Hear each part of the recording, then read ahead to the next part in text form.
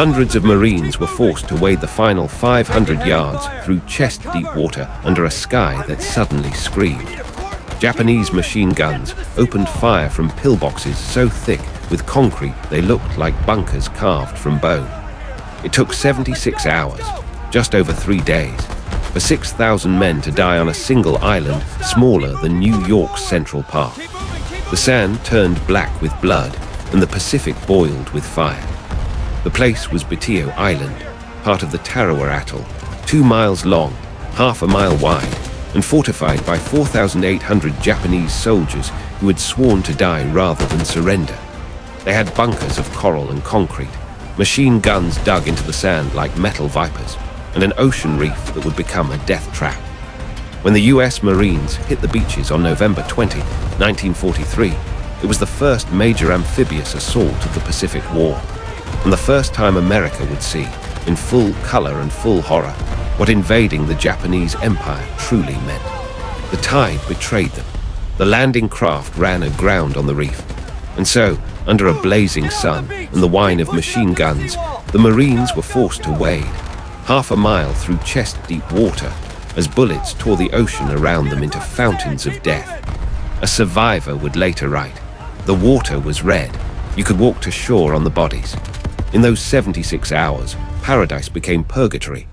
Men burned, drowned, and vanished into sand and smoke. When it was over, the island was nothing but ash and ruin.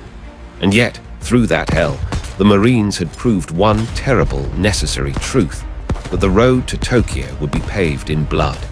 By late 1943, the United States had clawed its way across the South Pacific, through the Solomons, through New Guinea, but the real war still lay ahead. The Central Pacific, a vast stretch of ocean defended by fortress islands that Japan had spent years turning into unsinkable citadels. At the center of this new campaign stood Tarawa Atoll, a speck in the Gilbert Islands, little more than a necklace of sand and coral halfway between Hawaii and the Marshalls. But strategically, it was everything. Whoever controlled Tarawa controlled the skies and seas leading toward the Japanese homeland. Its airfield on Batio Island could launch bombers deep into enemy territory. The Americans needed it as a springboard for their next leap across the Pacific. The Japanese needed it as a wall. And so, in one of the most fanatical acts of preparation of the entire war, the Japanese garrison, about 4,800 elite troops led by Rear Admiral Keiji Shibasaki, built a fortress meant to defy the impossible. They poured thousands of tons of concrete, carved coral bunkers deep enough to survive direct hits, and lined the beaches with barbed wire, landmines, and over 500 machine guns. Shibasaki boasted, it would take 1 million men 100 years to conquer Tarawa. The Americans intended to do it in 3 days. For the Marines of the 2nd Division, Tarawa would be their first major test of the new strategy called island hopping, leapfrogging from one stronghold to the next, cutting off Japan's supply lines and moving ever closer to Tokyo. But there was no playbook for what awaited them. Admiral Chester Nimitz ordered a massive invasion fleet, 17 aircraft carriers, 12 battleships, 66 destroyers, and nearly 20,000 Marines. It was the most powerful armada ever assembled for a single battle. And yet, hidden in those plans was a fatal miscalculation: the tide. The reef surrounding Batio was shallower than expected. If the tide didn't rise high enough, the landing craft would stall before reaching shore, leaving the men exposed in open water. Marine intelligence knew the risk. Commanders rolled the dice. They gambled the Pacific. And so, on the morning of November 20, 1943, the fate of thousands rested not on courage or strategy, but on the moon, the wind, and the ocean's mood. The Marines were about to learn, in the most brutal way imaginable, that even the best-laid plans drown quickly in salt water and blood. The night before the invasion, the sea was eerily still. Across the decks of the American fleet, young Marines smoked in silence, cleaning rifles they would not live long enough to fire twice. Some wrote letters they would never send. Others simply stared toward the dark horizon, where a faint line of palms marked the outline of Batio Island, their target, their fate. On the flagship Maryland, Admiral Richmond Kelly Turner gave the order. The assault would begin at dawn. No delays. The tide charts promised deep water. The commanders trusted the numbers. They had no idea that the charts were wrong. At 5 a.m. on November 20, 1943, the horizon ignited. From battleships and cruisers, American guns opened up with a bombardment so thunderous it could be heard 20 miles away. Shells the size of tree trunks screamed through the air, pulverizing the beaches. The island disappeared behind smoke and flame. One Marine whispered, "Nothing could live through that." For 3 hours, the fleet pounded Batia. The sky burned red. Pilots flying overhead reported seeing nothing moving, no return fire, no sign of life. It looked like the island had been erased. Then, as the bombardment stopped, a single Japanese gun opened up, then another, then dozens more. The smoke cleared and the truth emerged. The bunkers had survived. The Japanese had built them deep into the coral, reinforced with steel and buried beneath layers of earth. They had simply waited underground while the storm passed.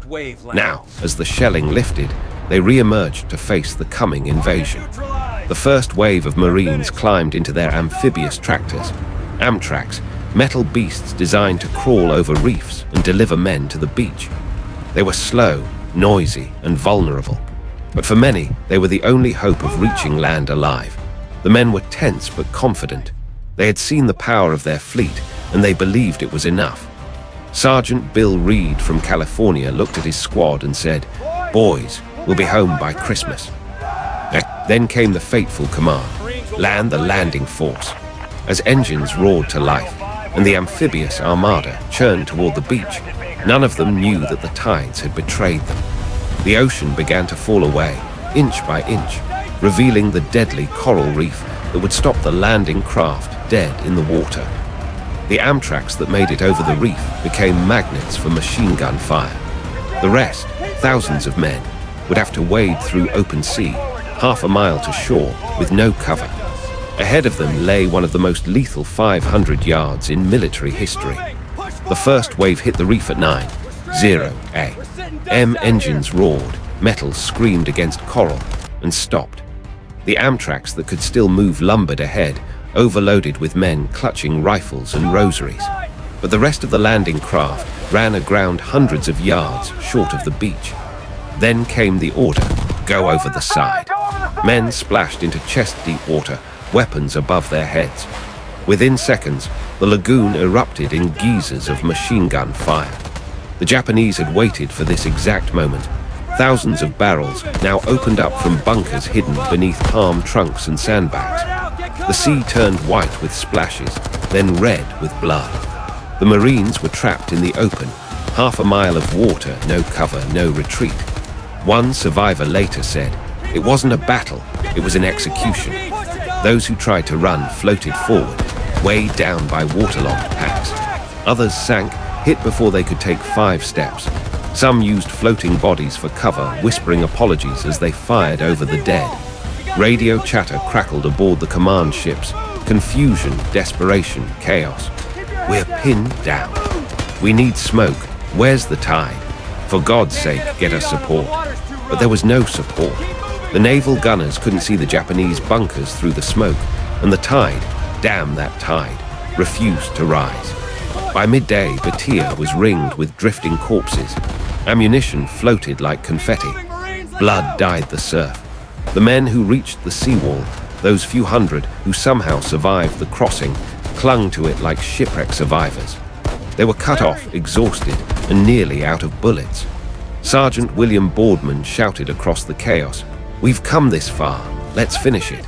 He climbed over the wall, tossed a grenade into a machine gun nest, and vanished in the explosion.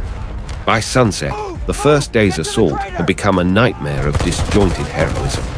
Pockets of Marines, isolated and leaderless, fought from crater to crater, using the bodies of their friends for cover. Every palm tree was shattered, every inch of sand contested.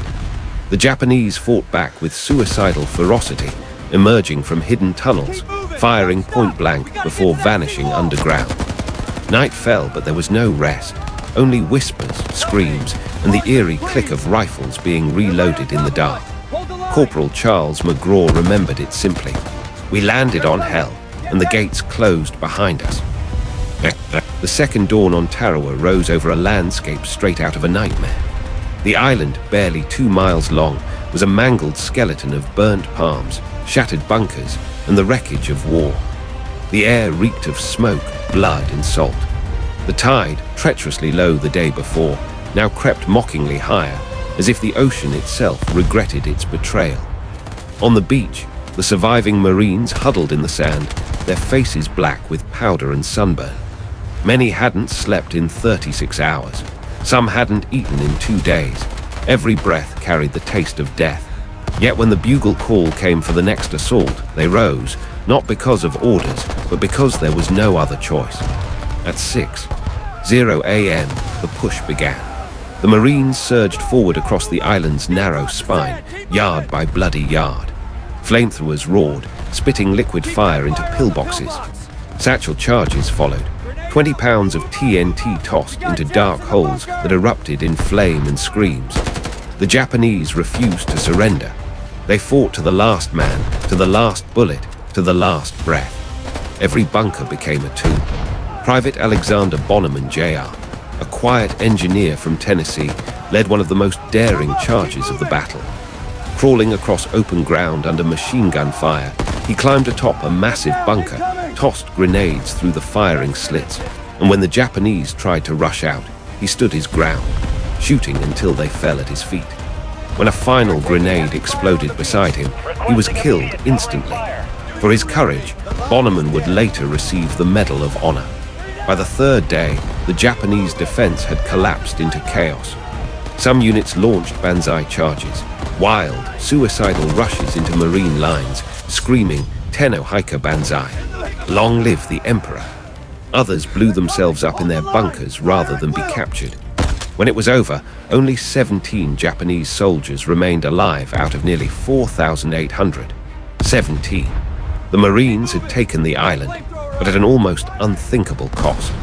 Out of 18,000 men who landed, over 1,000 were dead and more than 2,000 wounded. The beaches were littered with bodies, the lagoon choked with wrecked landing craft and floating dead. A war correspondent named Robert Sherrod walked the battlefield the next morning. He wrote, "Tarawa was a burning, stinking, fly-infested graveyard. But amid that ruin, the American flag was raised. The island was secure. Tarawa had fallen, not in 100 years, as Admiral Shibasaki had boasted, but in 76 hours. It was victory, but it felt like tragedy. When the guns fell silent, the world looked upon Tarawa with shock and disbelief. It was the first time Americans had stormed a heavily fortified Japanese island, and the cost stunned the nation. 76 hours of combat had killed over 1,000 US. Marines wounded twice as many and obliterated nearly every defender. But what seared itself into public memory were the images. The grainy film reels of bodies floating in crimson water, of young men lying face down in the surf, of victory won at a price that looked indistinguishable from annihilation. The footage, captured by Marine combat cameraman Norman Hatch, was later released in a documentary titled "With the Marines at Tarawa." It was one of the first times American audiences saw, unfiltered, the reality of amphibious war. Mothers fainted in theaters. Senators called for investigations. Even President Franklin D. Roosevelt reportedly watched in silence. But amid the horror, there was a strange, fierce pride. For the first time since Pearl Harbor, the United States had faced Japan in a direct, all-out confrontation, and won. The island, small as it was, became a symbol, a promise that the march across the Pacific had truly begun. Strategically, Tarawa was a turning point. Its airfield gave the US a foothold to launch bombing raids deeper into the Marshall Islands. More importantly, it exposed the brutal mathematics of island warfare. The lessons were written in blood. Better tied intelligence, stronger coordination between naval and ground forces, and an unshakable understanding that every island ahead, Saipan, Iwo Jima, Okinawa, would be worse. In the months that followed, new landing craft were designed, tactics refined, and entire divisions retrained based on what Tarawa had taught. It was the Pacific's trial by fire, the blueprint of how to invade hell and come out alive. For the survivors, though, there was no blueprint for what came next. Many carried the island home with them, the screams, the smell, the sight of friends lost to the sea. One Marine, when asked years later about Tarawa, said quietly, "We won it, but no one ever left it." Tarawa was barely a speck on a map, 2 miles long, a few hundred yards wide, and yet, for 76 hours, it became the center of the world. The island was so small that you could walk across it in 10 minutes, but for the men who fought there, every step was eternity. In the cold logic of strategy, Tarawa was a success, a captured airfield, a stepping stone toward Japan. But in the human sense, the sense of faces, names, and futures, it was a tragedy carved into coral. The battle forced America to look at war without the veil of glory. There was no romance in the footage from Batillo, no clean heroism, only exhaustion, terror, and the grotesque intimacy of killing at arm's length. Yet even within that chaos, there was something transcendent. Tarawa revealed the raw endurance of ordinary men placed in impossible situations. Farm boys from Iowa, dockworkers from Brooklyn, students from UCLA, men who, days earlier, might have worried about baseball scores or movie dates, now crawled through burning sand to drag their wounded brothers to safety. They didn't fight for empire or for vengeance. They fought for the man next to them, for the hope that one more step forward might mean one more life saved. The Japanese defenders, too, showed a grim, unbreakable conviction. They had been told the emperor's eyes were upon them, that death was honor, that surrender was a curse. And so they fought, fanatically, to the last heartbeat. To the Americans, it looked like madness. To the Japanese, it was faith.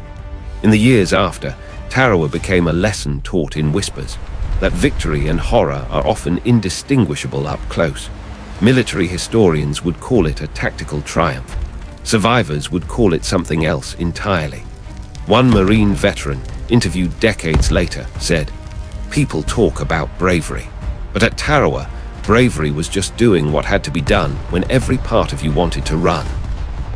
The Pacific campaign would rage for nearly 2 more years.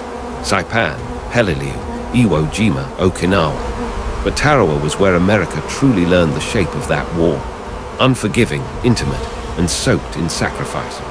And when future generations ask where the tide began to turn, not just in the ocean, but in the heart of a nation, many will point to that haunted scrap of coral, where courage and futility met beneath the tropical sun.